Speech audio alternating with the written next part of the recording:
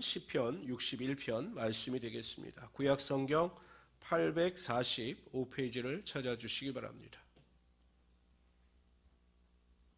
구약 성경 845페이지 시편 61편 말씀이 되겠습니다. 시편 61편도 정확하게 언제 이 시편이 지어졌는가에 대해서 본문은 기록하고 있지 않습니다.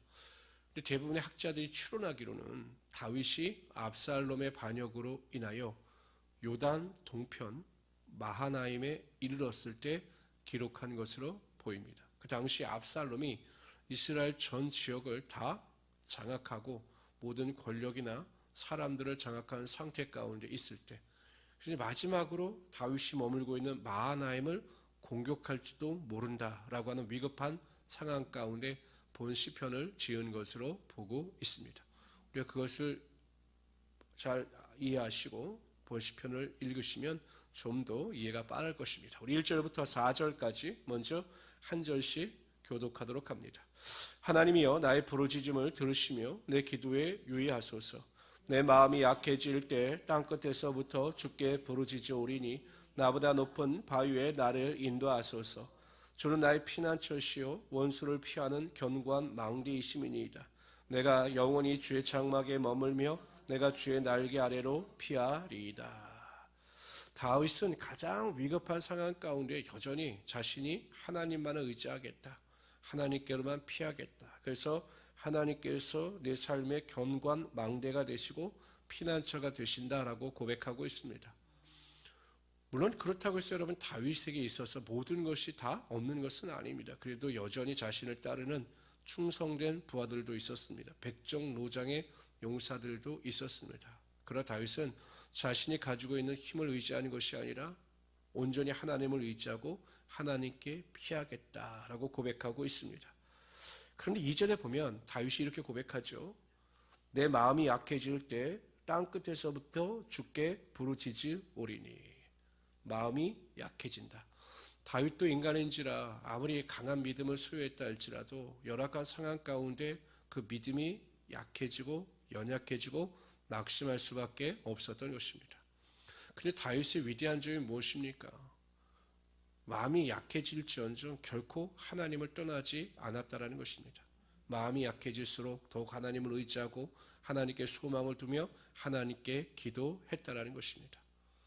그럴 때 하나님께서 그의 약함을 통해서 하나님의 강함에 나타나게 하여 주시고 하나님의 권세로 그를 높여 주셨던 것입니다. 우리가 이 세상을 살아갈 때 성도들도 다윗과 같은 많은 어려움과 고난을 당할 때가 있습니다. 어느 성도는 마음이 약해질 때 항상 그 마음이 약해진 상태로 그 상태를 유지해 나가는 성도가 있습니다. 하나님 앞에 기도하지 아니하고 하나님을 의지하지 아니하므로 여전히 매일 우울감과 낙심과 절망과 슬픔에 빠져 사는 성도들이 있습니다. 그런 어떤 성도들은 마음이 약해질 때마다 하나님을 더욱더 의지함으로 그 약해짐 가운데 역사하시는 하나님의 강함을 체험하게 되는 것입니다. 마태복음 5장에 보면 팔복이 나오죠. 거기 첫 번째가 무엇입니까? 심령이 가난한 자는 복이 있나니 천국이 저희 것입니다. 하나님께서는 항상 마음이 약해지는 자들, 심령이 가난한 자들, 그러나 그럼에도 불구하고 하나님의 은혜와 능력을 삼하며 하나님을 찬양하는 자들에게 천국의 은혜와 천국의 능력이 반드시 임하게 하여 주시는 것입니다.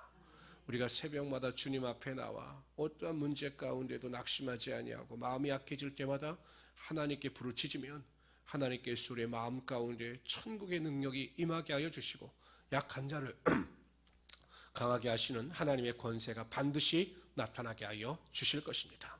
이런 믿음을 가지고 승리하신 우리 성도들이 되시기를 주님의 이름으로 축원합니다. 우리 5절서부터 8절까지 읽도록 하죠. 5절에서 8절까지는 하나님께서 왕권, 왕의 권세를 자신에게 주셨사오니 그 왕권을 회복해 주십시오라고 기도하고 있습니다. 주 하나님이여 주께서 나의 소원을 들으시고 주의 이름을 경외하는 자가 얻을 기업을 내게 주셨나이다. 주께서 왕에게 장수하게 하사 그의 나이가 여러 대에 미치게 하시리이다. 하나님의 회복을 확실하게 믿은 거죠.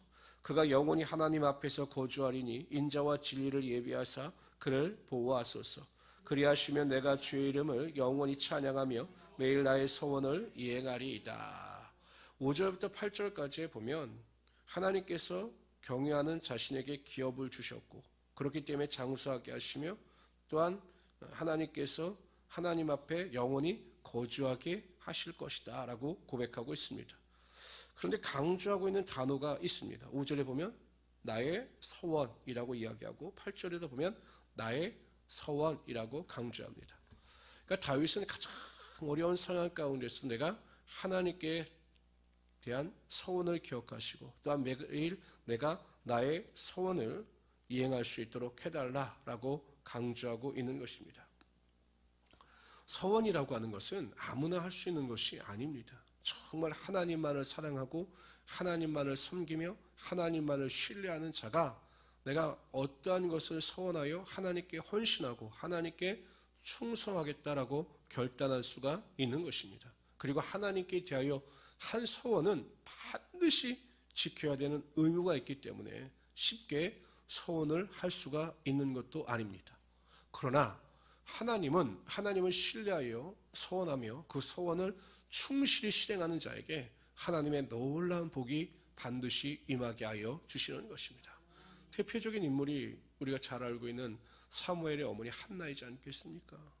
나에게 아들을 주시면 하나님 그 아들을 내가 하나님께 드리겠습니다 라고 서원을 했습니다. 그리고 졌을 때 무렵 3살쯤 되었을 때 그 아들을 엘리 제사장에게 데리고 나아가 하나님께 사무엘을 서원대로 드립니다. 하나님께서 나중에 보면 이 사무엘도 축복해 주셨을 뿐만 아니라 한나도 축복하여 주셔서 아들과 딸을 더 허락하여 주시고 하나님의 은혜가 나타나게 하여 주셨던 것입니다.